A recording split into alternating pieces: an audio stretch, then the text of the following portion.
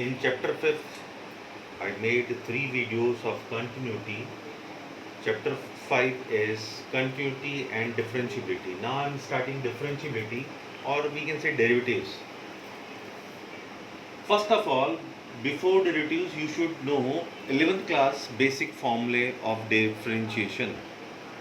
You have done differentiation of x to the power n is nx power n minus 1. Very simple. If you are writing d by dx x power 5, it will become 5x power 5 minus 1 means 5x power 4.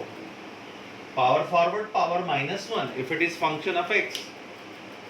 Same way if it is d by dx x means x power 1.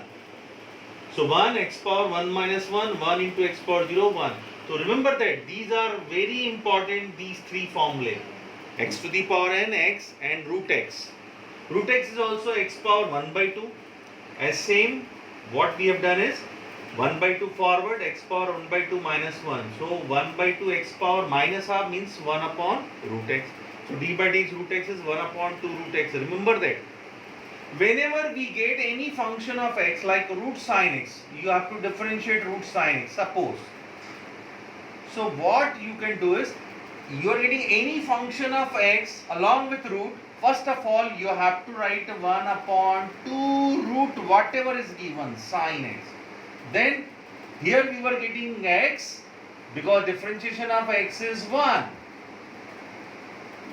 So we can write 1 upon 2 root x into 1.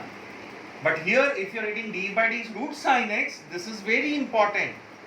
Any function you are getting along with root, first of all you have to write as it is 1 upon 2 root whatever is given. Then d by dx sin x without power. So 1 upon 2 root sin x, and differentiation of sin x is cos x.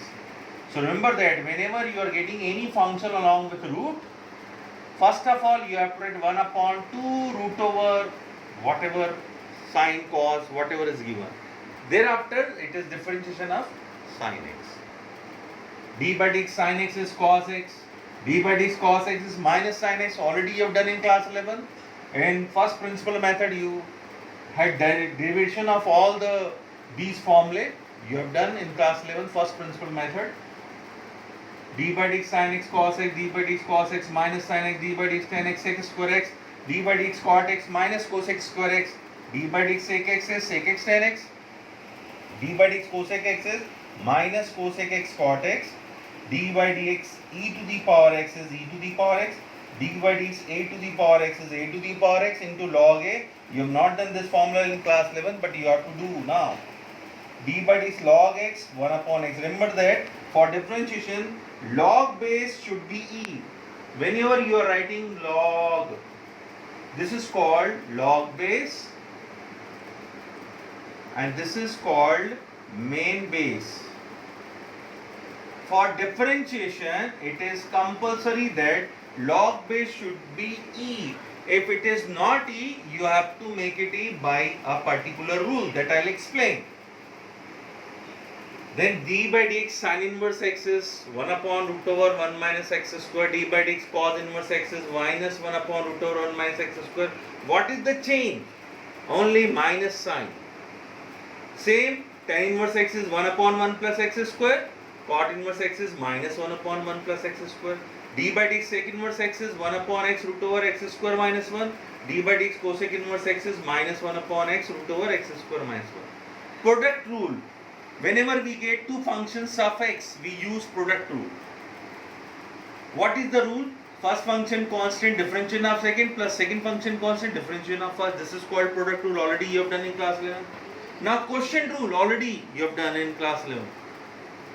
In product rule, it was your choice. You can assume any function as first and second, any function is second. But here, whenever you are using quotient rule, first of all you have to write, suppose you are getting d by dx x upon sin x. So what is to be done? I am explaining along with one example. Denominator square means sin x square. Denominator constant, sin x constant, d by dx numerator x minus x constant d by dx sine x. Remember that you cannot write x d by dx sine x. V d by dx u minus u d by dx v. Then this will become sine x. Differentiation of x is 1 minus x. Differentiation of x is sine x is cos x upon sine square x.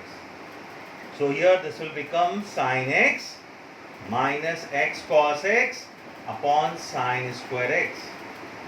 And very important, you have written d by dx sine x is cos x. If it is d by dx sine 2x, you get any coefficient along with x. This result will be 2 sine 2x, 2 cos 2x. For sine x, simple cos x. But if you are getting sine 2x, this coefficient will come forward, 2 cos 2x. 2 cos 2x. Similarly, d by dx cos 3x you are getting suppose. Then this will become, because differentiation of cos x minus sine x, so minus 3 sine 3x. This coefficient will come forward. Other thing will remain same, angle will remain same, whatever sign we have learned, it will be remain same.